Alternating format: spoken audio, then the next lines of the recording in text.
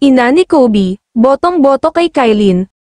Mukhang botong-boto naman ang nanay ni Kobe Paras na si Jackie Forster sa rumored girlfriend ng kanyang anak na si Kylin Alcantara sa kabila ng mga issue sa netizens na walang opisyal na relasyon ang dalawa. Sa kanyang social media, nag-share si Jackie ng short reel kung saan makikita sina Kobe at Kylin nakuha sa nairampahan nilang fashion show sa New York Fashion Week recently. Sa comment section mababasa ang post ni Kylin na 3 white heart emoji, sinagot naman ito ni Jackie ng, "Sky is the limit for you too." Nagkomento rin si Kobe sa kanyang IG post na, "I love you so much mama." Sagot ni Jackie, "So proud of you to keep pushing past your comfort zone my beautiful talented boy, anything is possible."